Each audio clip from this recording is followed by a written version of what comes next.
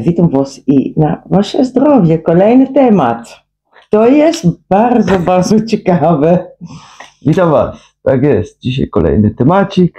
Tutaj z Budapesztu, ponieważ dzisiaj żona odkryła coś, czego nie wiedziała przez te wszystkie lata sama o sobie. Tak. I dla mnie, jak i Holenderka jestem, to jest normalnie. Ale w Budapeszcie,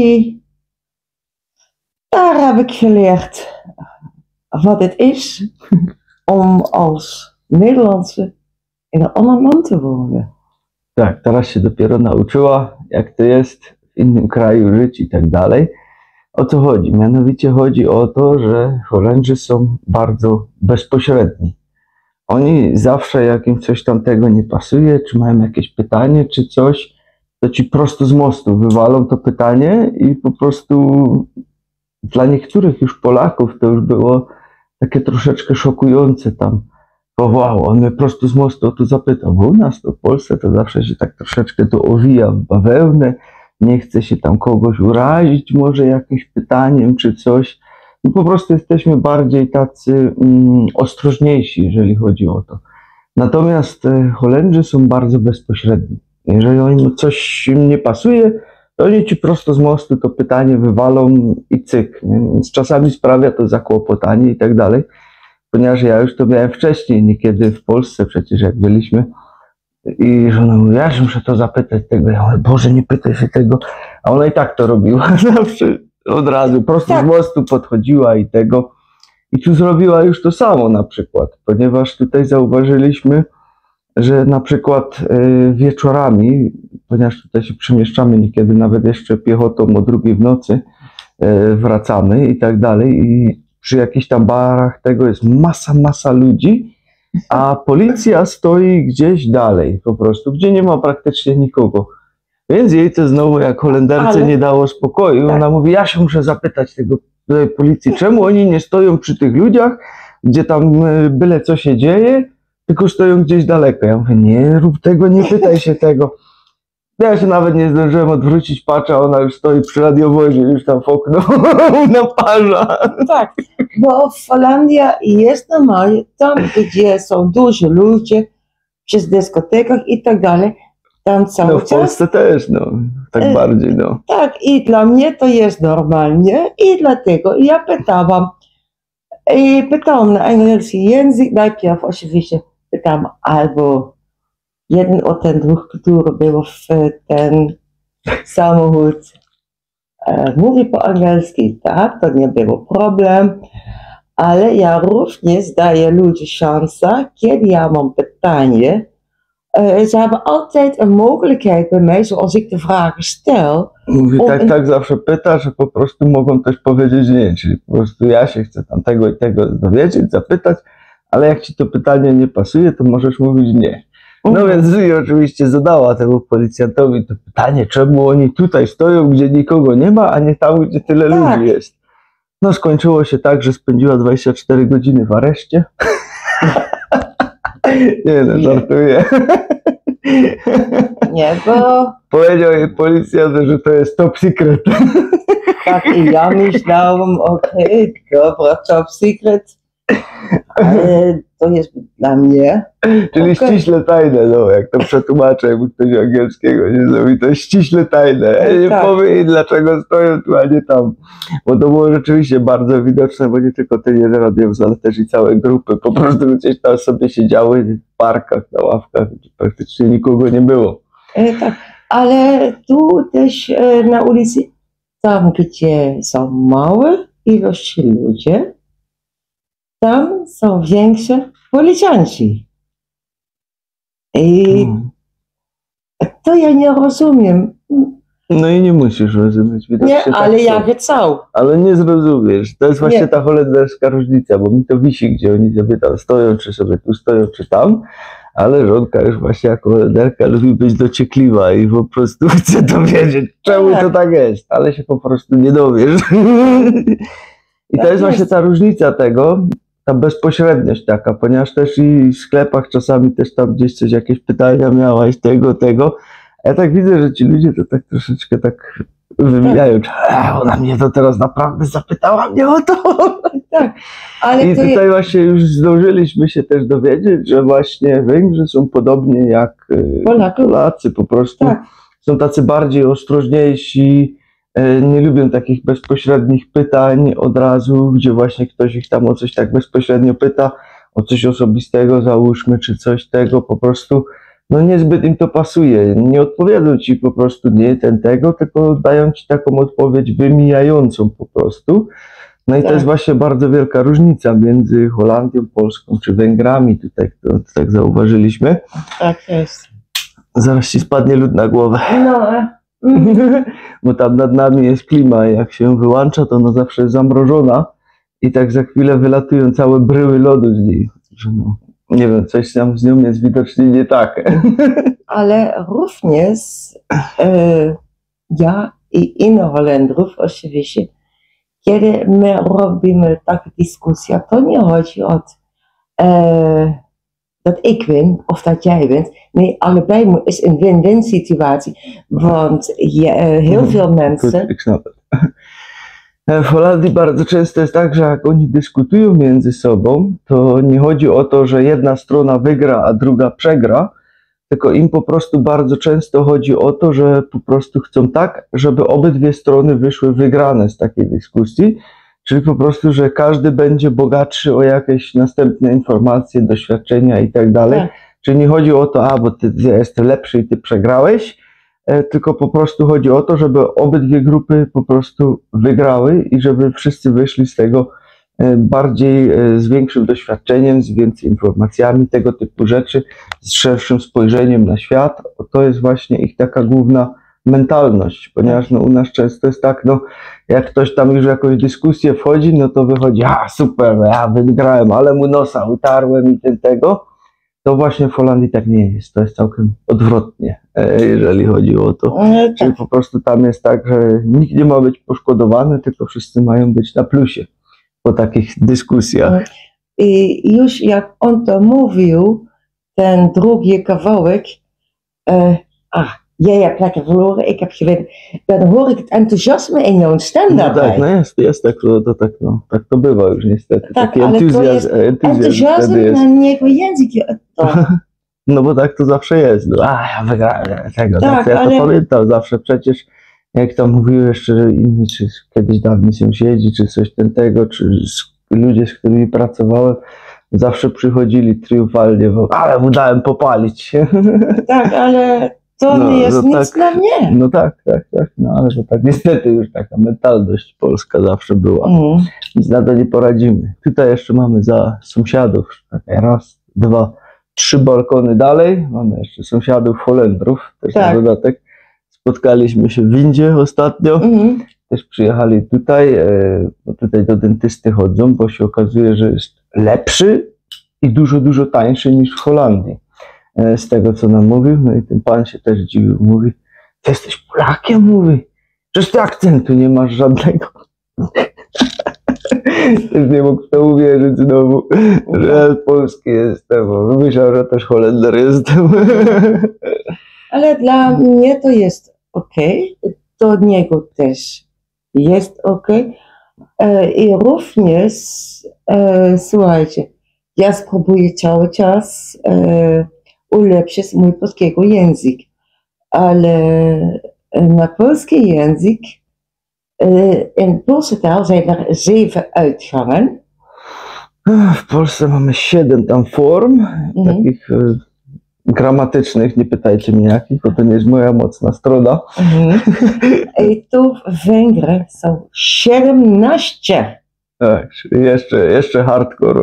Wyżej. Tak. I w Holandii to nie mamy. No. To jest 0. I to też jest różnica. A plus dodatkowe, jak on już to mówił, jego gramatyka to nie jest jego mocna strona, ale nigdy nie była. Dla mnie to jest okej. Każdy dzień ja czytam na reakcje, które są pisane z polskiego języka, ale również mamy polskie książki w domu I najpierw to było bardzo trudno dla mnie, 5 minut i byłam dewastowana.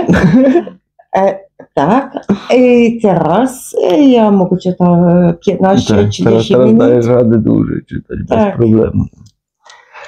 Także moi drodzy, my tutaj dalej jeszcze siedzimy, robimy sporo kilometrów, ponieważ samochód jest całkowicie odstawiony, w ogóle go nawet nie ruszamy, nic ma tam stać i go nie ruszam, ponieważ tak szczerze, przez to miasto myśmy naprawdę już sporo przechodzili, ponieważ na dzień robimy między 10 a 20 km pieszo.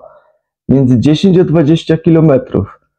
Skarpety to mi wytrzymują gdzieś 24 godziny i są przetarte. Ponieważ taka jakość niestety, którą kiedyś gdzieś tam kupiłem z Polski i 24 godziny i są ci przetarte całkowicie. Powiem wam, że widziałeś gdzieś stację benzynową tutaj na mieście? Nie. Zero. Nie. Absolutnie nie. Nie widzę żadnej stacji benzynowej tutaj, ani jednej. A uszliśmy naprawdę sporo. Ja nie wiem, gdzie oni te auta tankują. Pewnie wszyscy muszą gdzieś poza wyjeżdżać, gdzieś dalej, chyba poza obrzeża.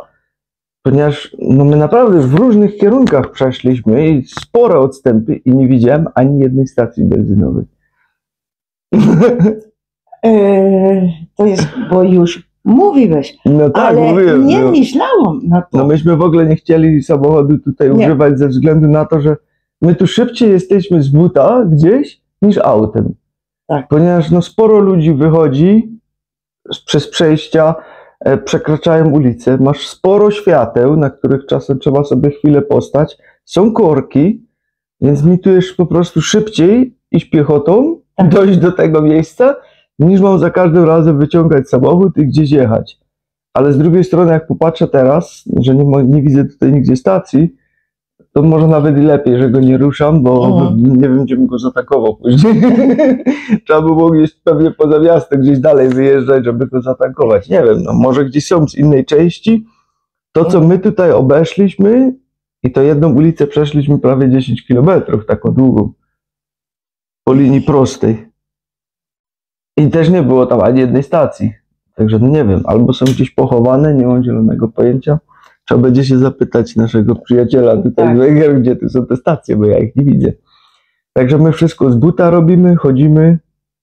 Czasami mam dość, ponieważ ja bardzo dużo przy komputerze siedzę i nie jestem już tak nauczony do chodzenia.